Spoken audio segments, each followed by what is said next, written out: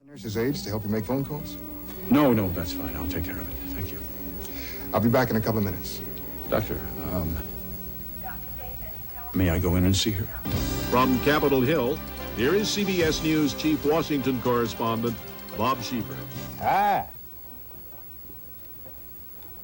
Hey.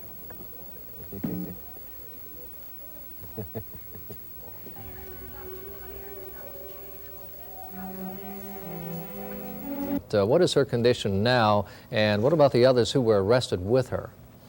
Well, that one is new to me, Kim, so unfortunately I might not be able to be as up on that as I would like to be. She had spent some time in the hospital. Hospital officials consistently declined to release her condition. Now there were, there goes a wasp for my head.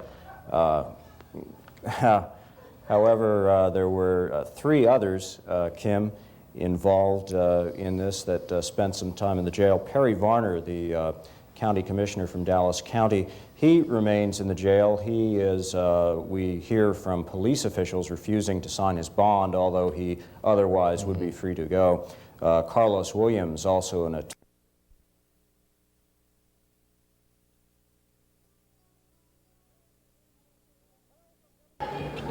From WAKA, I'm Bobby Halcomb of Action 8 News, and I'm joining you from the Montgomery Civic Center, which is the home of the 4th Annual Winn-Dixie Festival of Foods. As you can see, come on down. It's fun for all ages, especially the kids. Bring them out because we have people like Flower and Susie here with us. Flower? Well, yeah, we're having a great time, too. Your hat looked good on you. Susie, doesn't it look good? Yeah, looks good. What can I expect, Susie? What about the kids and magic? Yeah, magic, clowns, comedy, everything. What do you think? We're going to be levitating a man right off the ground here in about 10 minutes. Okay, and you'll just be working the crowd, right? Yeah, we're going to be working the crowd and having a good time. Okay. I'm sorry about this. Come on out and join us at the Montgomery Civic Center for the 4th Annual Winn-Dixie Festival of Foods. Hello.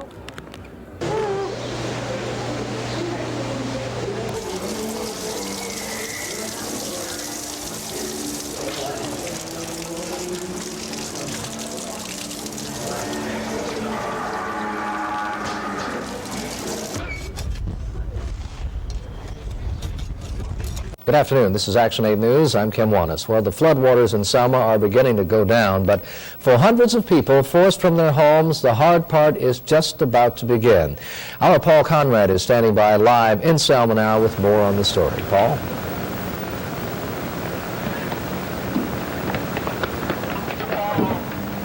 Okay, am I on? Kim, the Alabama River crest yesterday at 3:40, but the river is still full, running high, and shelters are still filled with people who are seeking refuge from the flood. The Salvation Army this morning loaded food aboard a roving canteen truck that will be visiting some of the hardest hit areas. The Red Cross is also providing shelter to families displaced by the disaster after the Alabama River crested. In the 5.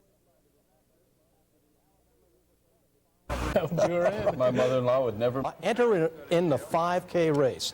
Now that's grueling, I'll tell you, right? We know that from firsthand.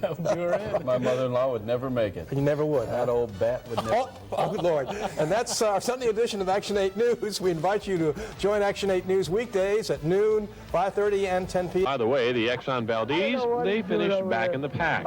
Something about running aground. I'm Steve Irvin reporting for CBS News. What was that? He must have died. Anyway, that's the Monday edition of Nightcast. Join us tomorrow at 5:30 and 10. Have a good night.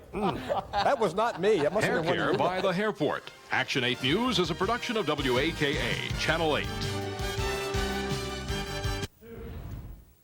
Oh, shit. For the morning, we should be leaving those 80s behind us, at least for the next couple of days. Highs of 60s and 70s are on tap for the state.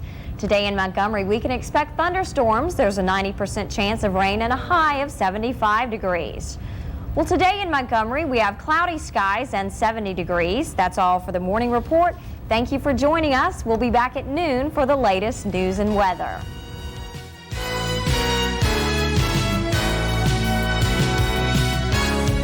More than 1 million Americans will end up in the hospital because of domestic violence. In the emergency room, 1 in every 5 injured women is there because her partner beat her. But the experts say the violence affects more than just husbands.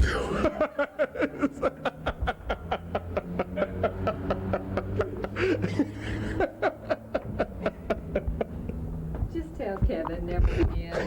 That's all I'm saying. Just please don't tell Kevin about this, because this will be their last straw. They'll go, finally. Live from our studios on Montgomery's East Boulevard, this is Action 8 News with John Mangum, Paul Conrad with weather, and Brett Scott with sports. Now, Action 8 News Weekend.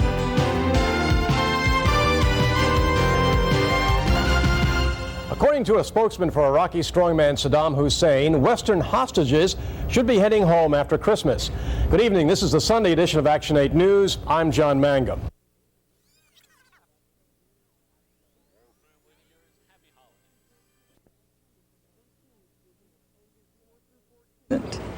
"18 students, ages 4 through 14, attended the Bowens private school. You like both the Bowens, Mr. and Mrs.? Everybody does. But at least one student says she noticed something strange. Because Mandy was always running around with only her underwears on. In the class.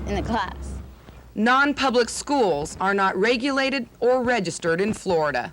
In Daytona Beach, Lori Jewett for CBS News.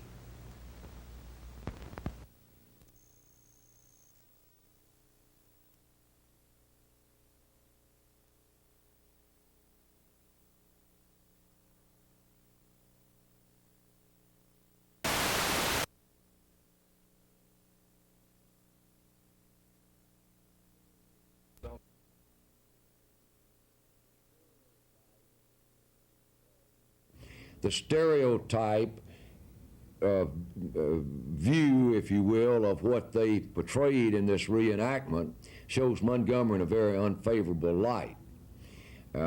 It shows everybody to be basically rednecks, and they even showed a couple of pictures of blacks being lynched that had absolutely no relevance whatsoever to the story of Vernon Johns in Montgomery, Alabama. I tried to present Montgomery as an enlightened, cultural city and to talk about the many things that we have done here. Jesse Jackson wanted to direct the thrust of the panel's discussion about the blacks still were being oppressed and that they were still being beaten and shot in Montgomery, and that nothing really had changed. So we went from there. You can imagine that was pretty spirited. So I think that just because of who they were,